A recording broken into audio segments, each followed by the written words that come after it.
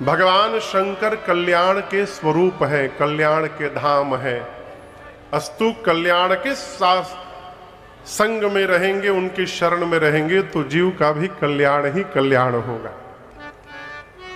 आपने श्रवण किया तीर्थराज प्रयाग में ये कथा चल रही है। दूसरे घाट पर दो ऋषि बैठे हैं आमने सामने। कथावाचक का नाम है याज्ञवल्क ऋषि और श्रोता का क्या नाम है पवन बाबू? जोर से कहिए। श्री भरद्वाज जी। श्रोता का क्या नाम है? भरद्वाज ऋषि। और आप याद करिए कल की कथा, भरद्वाज जी ने बड़ा सीधा सा एक प्रश्न किया था। क्या? राम कवन प्रभु पूछऊं तो। श्री भरद्वाज जी ने प्रश्न किया कि हे मुनिवर, ये राम जी कौन है? और आप लोग कल की पूरी कथा श्रवण किए हैं। श्री याज्ञवल्क ऋषि ने राम जी की चर्चा ही नहीं की कि राम जी कौन है। क्या सुना दिए? पहले तो शंकर जी और मां सती का चरित्र सुनाए, फिर शिव पार्वती जी का विवाह सुना दिए। हमको बुलाया गया है राम कथा सुनाने के लिए। हम यदि यहां भागवत बांचने लगे, आधी घंटा के अंदर ही पांडे परिवार खड़ा होकर हल्ला बोल देगा, महाराज बंद करिए। कहो महाराज आप तो बवाल करा देंगे। प्रचार हुआ है राम कथा का, आप भागवत बांच ही रहे हैं। लेकिन यहां दर्शन करिए, पूछा गया राम जी के विषय में, श्री याज्ञवल्क जी सुना रहे हैं शिव चरित्र, परंतु भरद्वाज जी ने एक बार भी बीच में रोका टोका नहीं। गोस्वामी जी कहते हैं, शंभु चरित सुनी सरस सुहावा। शंभु चरित सुनी सरस सुहावा। भरद्वाज मुनि अति सुख पावा। भरद्वाज मुनि अति सुख पावा। बहुलालसा कथा पर बाढ़े। बहुलालसा कथा पर बाढ़े। कैसे? नयन नीर रोमावली थारे। नयन नीर रोमावली थारे। नयन नीर रोमावली थारे। गोस्वामी जी कहते हैं, शंभु चरित सुनी, कैसा? सरस सुहावा। सरस सुहावनी शिव चरित्र सुनकर भरद्वाज मुनि को अति सुख मिला। भरद्वाज मुनि अति सुख पावा। सरकार, कथा में आकर जो 3 घंटा सोता रहता है अथवा फोन पे बतियावत है, उससे भी पूछिए बाद में कि कैसी रही कथा। कहता अद्भुत। भले सोई सुना ना हो, कहेगा अद्भुत।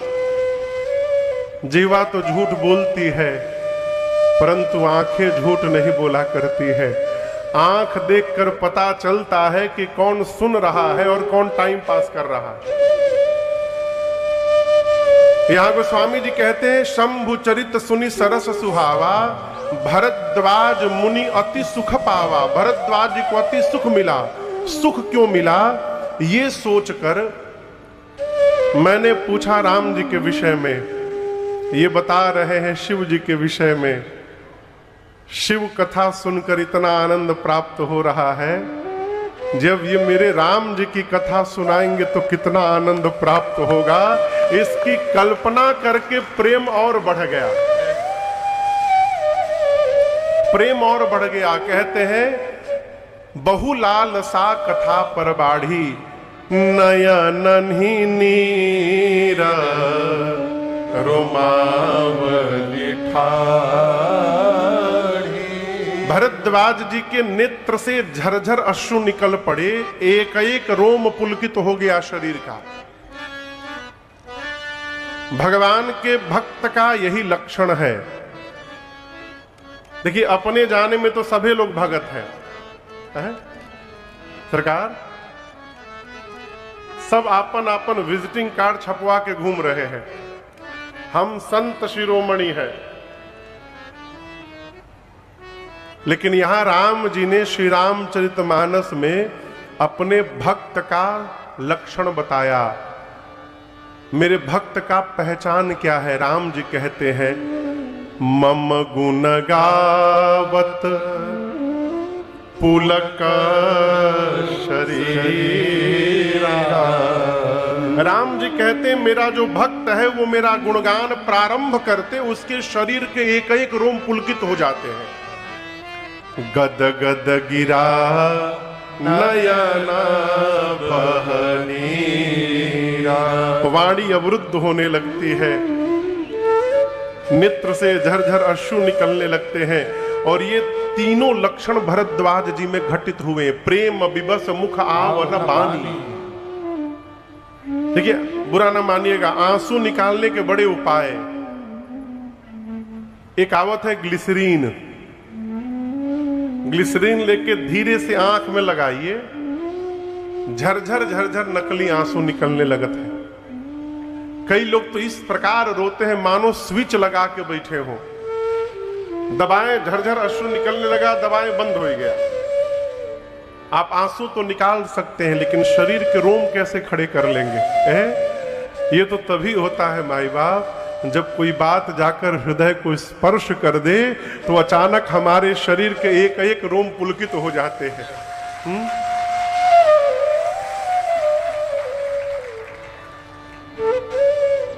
आप लोग इतनी गर्मी में भी इतने भाव से सुन रहे हैं। सत्य बताऊं, आपको सुनकर जितना आनंद नहीं मिल रहा होगा, उससे अधिक आनंद राजन को सुना करके मिल रहा है। कि क्यों कह रहा हूं? सामने यदि रसिक श्रोता प्राप्त हो जाए तो वक्ता को श्रोता से अधिक आनंद मिलता है। आदरणीय, हम लोग एक बार गए कथा गाने, मैं जगह का नाम नहीं बताऊंगा। वहां से जब हम लोग कथा गा के निकले, बहुत दिन हो गया, लगभग 8-9 साल हो गए। तो जब कथा गा कर निकले तो भगवान से कहे, प्रभु दोबारा न भेजिएगा यहां पर। सरकार, क्यों? 9 दिन हमें पता ही नहीं चल पाया कि उनको समझ में भी आया कि नहीं आया। 4 घंटे पूरा पंडाल एक ही मुद्रा में बैठा रहता था। आते थे बहुत लोग, याद है वो कैसे बैठे थे, आके सब बैठ के पंडाल में।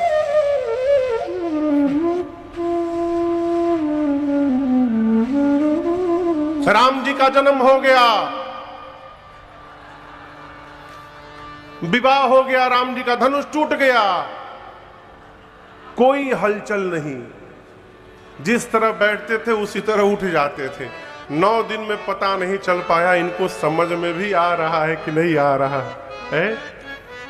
भरद्वाज जी से जैसे श्रोता प्राप्त करके याज्ञवल्क्य ऋषि अपने आप को बोलने से नहीं रोक पाए, बोले, अहो धन्य तव जन्म मुनि सा, अहो धन्य तव जन्म मुनि सा, तुमहि प्राण सम प्रिय गौरी सा,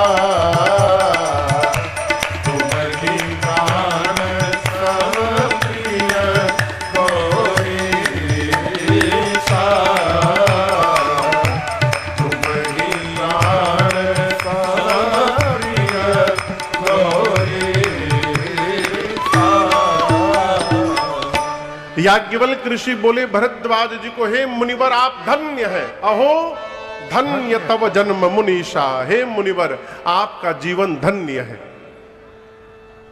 धन्य कौन है ये समझना बड़ा आवश्यक है। धन्य कौन है, बुरा न मानिएगा, बहुत बड़ा मकान हो जाए तो हम धन्य हो जाएंगे, भ्रम में जी रहे हैं आप हैं?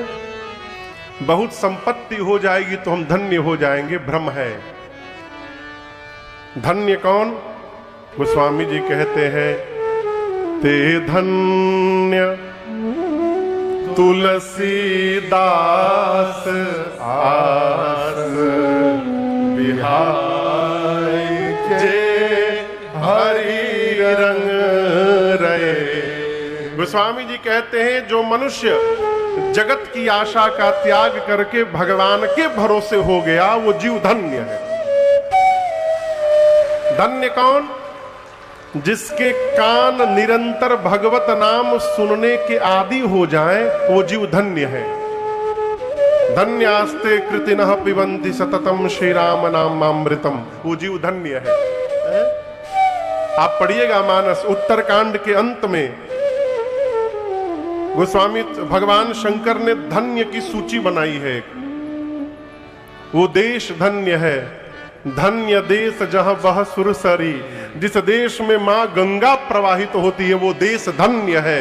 हमारा भारत धन्य है। आप पूरे धरती में घूम जाइए, कहीं गंगा नहीं मिलेंगी आपको। हम लोग मॉरिशस कथा गाने गए तो वहां पता चला है गंगा तालाब है। हम सोचे गंगा जी नदी है, तालाब कहिया बन गई गंगा जी। तो दर्शन करने गए तो पता चला वहां एक तालाब है पहाड़ पर, उसका नाम पहले परी तालाब था। फिर भारत से गंगा जल ले जाकर उस तालाब में डाल दिया गया और उसका नाम बन गया गंगा तालाब। तालाब तो कहीं पाया जा सकता है, लेकिन गंगा नदी केवल भारतवर्ष में मिलती है, इसलिए हमारा देश धन्य है।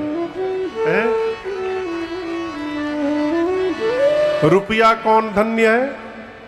वो शंकर जी कहते हैं, सो धन धन्य प्रथम गति जाकी। जिस धन की पहली गति है वो धन धन्य है। अभी पहली गति का है रुपए की 3 गति। रुपए का कितना गति है? जोर से कहिए, 3। दान पहली गति क्या है? दान। दूसरा है भोग और तीसरे का नाम है नाश। पुराण भगवान कहते हैं, धर्म पूर्वक जितना आय हो रहा है, दिनेश भैया, धर्म पूर्वक जितना आय लाभ हो रहा है उसका 10% निकाल कर ईमानदारी से परमार्थ में लगाइए। कितना? 10%। कथा करवाइए, यज्ञ करवाइए, किसी को पढ़वाइए, किसी का विवाह करवाइए, उपचार करवाइए, भोजन करवाइए, परमार्थ करिए। कितने प्रतिशत से? 10% से। उसके बाद महाराज 90% में परिवार का पोषण करते हुए खूब दिव्यता पूर्वक रहने का स्वभाव बनाइए, भोगिए। भगवान दिए हैं तो दरिद्र बन के नहीं रहना चाहिए। बुरा न मानिएगा, कई लोग खूब संपदा है लेकिन भगवान के सामने जाएंगे तो वही फटी तौलिया पहन के, जौन तौलिया पहन के नहाए वह तौलिया पहन के पहुंच गए भगवान, संकट कष्ट हरे। ये जन्म में तो नहीं हर पाएंगे हम। देखिए, आपकी संतान यदि आपके सामने खूब सज धज कर आवे ना तो आपको अच्छा लगता है। उसी प्रकार जब हम सज धज के भगवान के सामने जाते हैं तो भगवान को भी अच्छा लगता है। भोग करिए। और यदि आपने दान भोग दोनों नहीं किया, केवल जमा किया, तो तीसरा आपको नहीं करना है, छोड़ के जाइए।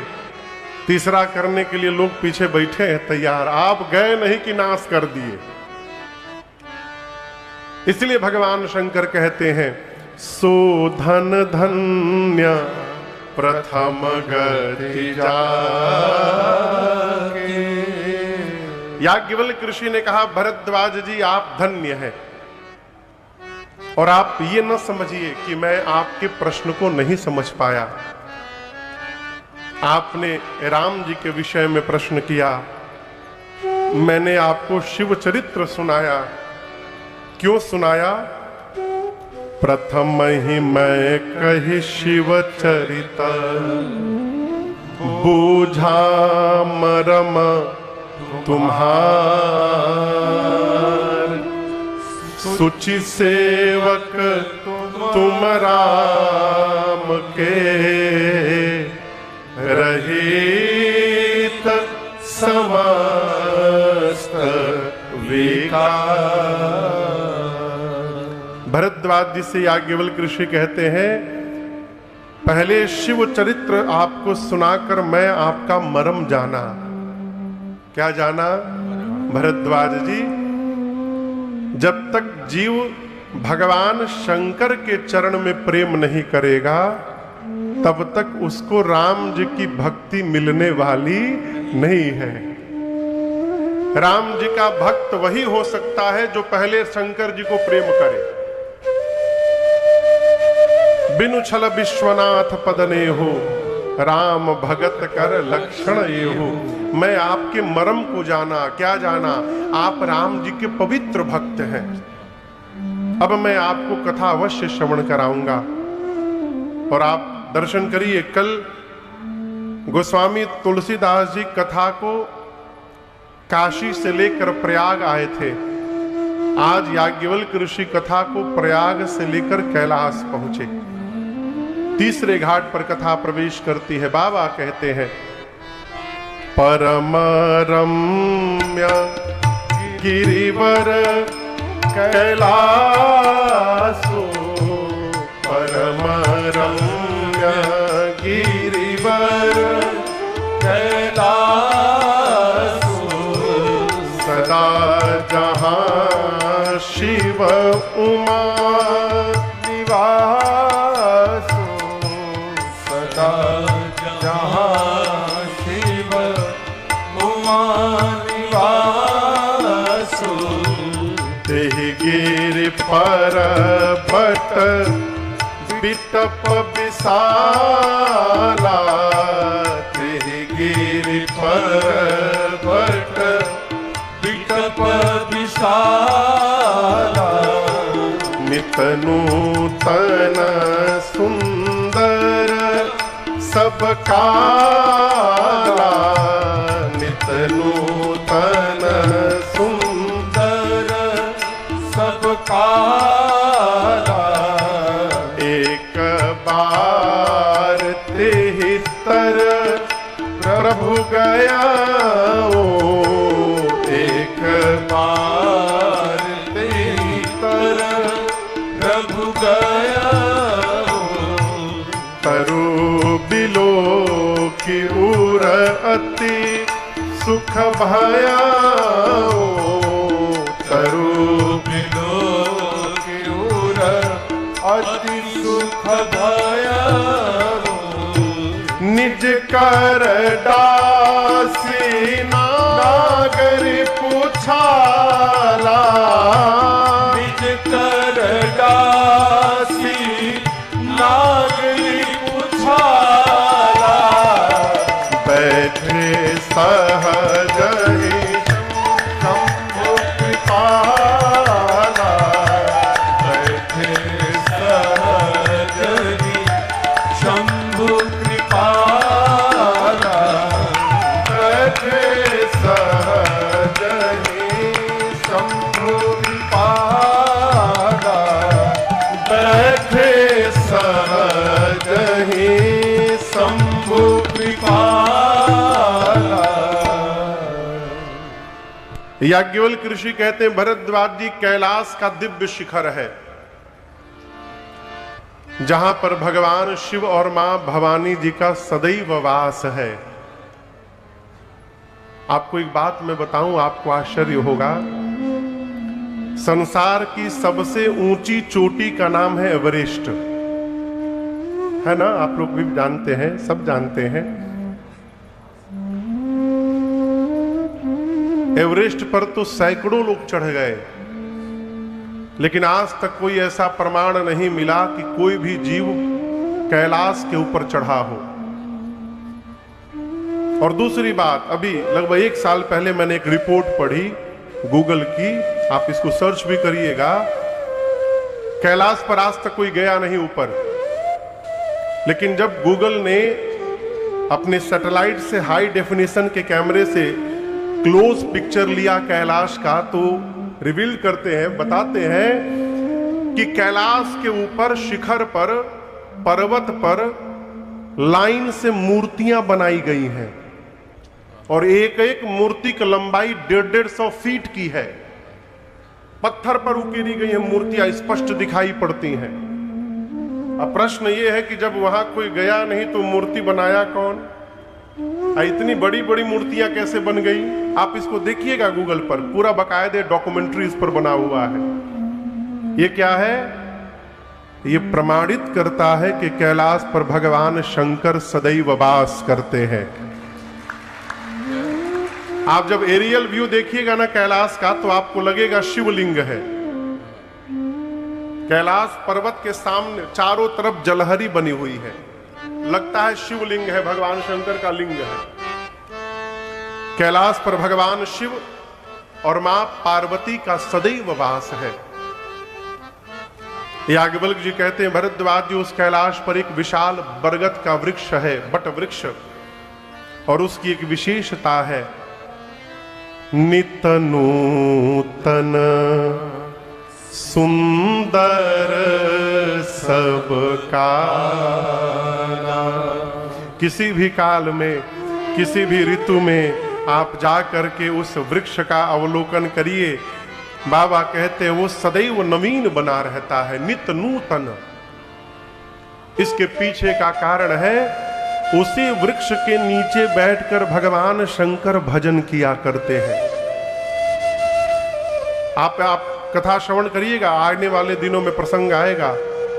जिस स्थान पर भजन होता रहता है, वो स्थान सुंदर दिखे चाहे न दिखे, उस स्थान की पवित्रता में कोई कमी आने वाली नहीं है, वो निरंतर पावन बना रहता है। सरकार, एक दिन भगवान शंकर गए, वृक्ष देखे बरगद का, इतना आनंद आया कि तुरंत गए और अपना बाघंबर लाकर निज कर डासे नागरी पूछा। नाग रिपु कहते हैं बाघ को, नाग यानी हाथी, रिपु यानी शत्रु। हाथी का शत्रु कौन? बाघ। बाघ के छाल को बाघंबर लाकर भगवान शंकर बिछाए, और बिछाकर बैठे सहज ही शंभु कृपा। भगवान शंकर सहज होकर बैठ गए। कैसे होकर बैठ गए? जोर से कहिए, सहज होकर। देखिए, जीवन में जो जितना सहज रहता है वो उतने अधिक आनंद में रहता है। हमारे महाराज जी तो कहा करते हैं, बाबू जितनी बनावट उतनी मिलावट, और जहां जितनी मिलावट वहां उतनी गिरावट है। इसलिए सहज रहिए। सहज रहने का अर्थ है जैसे हैं उसको स्वीकार कर लेना, ये सहज है। ये यहां बड़का बड़का कूलर लगा है, देख रहे हैं ना आप लोग। हमारे एक बड़े प्रिय हैं, उनका नाम नहीं लूंगा, एक कथा में आए वो, तो कूलर के सामने सोफा खाली था, सोफे पे ना बैठे, गर्मी में बैठे। हम उनसे 3-4 बार निवेदन किए, भैया गर्मी में क्यों बैठे हैं, वहां हवा के सामने बैठ जाइए। उन्हें नहीं महाराज, हम यही आनंद में हैं। बाद में हमको पता चला कि वो किसी कीमत पर कूलर के सामने नहीं बैठ सकते। बोले क्यों? बोले महाराज यहां नकली लगाए थे अब जंबो कूलर है, यदि उसके सामने बैठे हवा तेज है, कब उड़ जाए कोई भरोसा नहीं। यह क्या है, जितना बनावट करिएगा उतना टेंशन बना रहेगा, कहीं उड़ ही न जाए। इसलिए सहज रहिए। सहज जीवन में आनंद का वर्धन करता है। बाबा को मेरे दर्शन करिए, बैठे सहज ही शंभु कृपाला। भगवान शंकर का स्वरूप देखिए।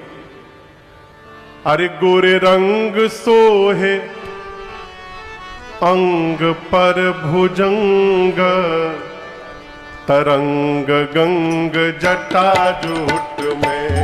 गोरे रंग सोहे अंग पर भुजंग, तरंग गंग जटा जूट में। गोरे रंग सोहे अंग पर भुजंग, तरंग गंग जटा जूट में। गोरे रंग सोहे अंग पर भुजंग, तरंग गंग जटा जूट में।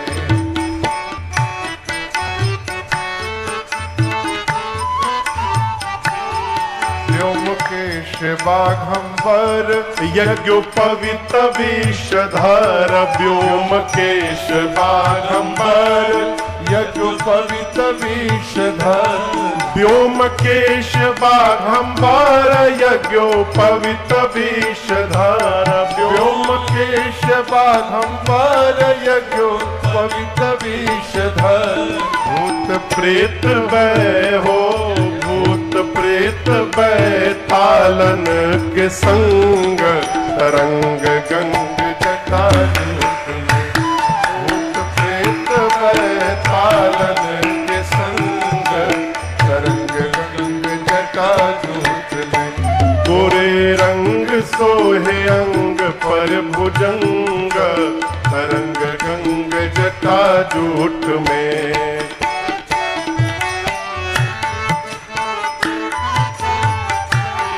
वर तरयति वर देव अजर अमर। वर तरयति वर देव अजर अमर। वर तरयति वर देव अजर अमर। वर तरयति वर देव अजर अमर। शैल सुता संग हो, शैल सुता संग राम के प्रसंग, तरंग गंग जटा जूट में। शैल सुता संग राम के प्रसंग, तरंग गंग जटा जूट में। गोरे रंग सोहे अंग पर भुजंग, तरंग गंग जटा जूट में।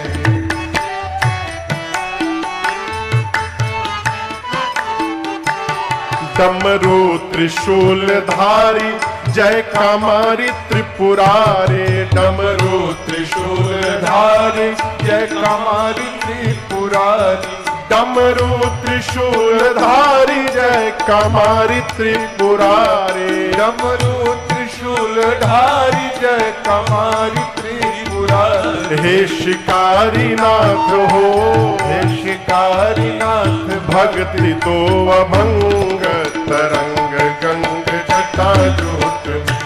हे शिकारी नाथ भक्ति तो अभंग, तरंग गंग जटा जूट में। गोरे रंग सोहे अंग पर भुजंग, तरंग गंग जटा जूट में। गोरे रंग सोहे अंग पर भुजंग, तरंग गंग जटा जूट में।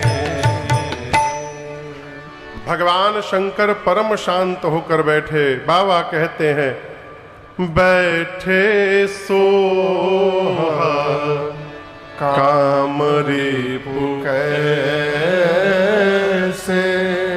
धरे शरीर शांत रस जैसे। मानो शांत रस ने ही अवतार धारण कर लिया हो। परम शांत होकर बाबा बैठे। घर में ना कभी कभी 5-10 मिनट किसी कमरे में जाकर चुपचाप आंख बंद करके बैठने का स्वभाव बनाइए, परम शांत होकर। है कि बड़ा कठिन है, बहुत कठिन है। कई लोग कहते हैं अखियां बंद करके हम ध्यान कर रहे हैं। आपसे एक बात कहें, आंख खोल के रखने पर तो मनवा कम भागत है, लेकिन जब आंख बंद हो जाती है तो मन और भागता है। आप इसको करके देखिएगा, ये सरल व्यवहार नहीं है। बाबा परम शांत होकर बैठे और बाबा को इस रूप में देखकर मेरी मां पार्वती गदगद हो गई। गोस्वामी जी कहते, मैया तुरंत पार्वती भला अवसर जानी, पार्वती भला अवसर जानी, गई शंभु पही मातु भवानी, गई शंभु पही मातु भवानी, गई शंभु पही मातु भवानी।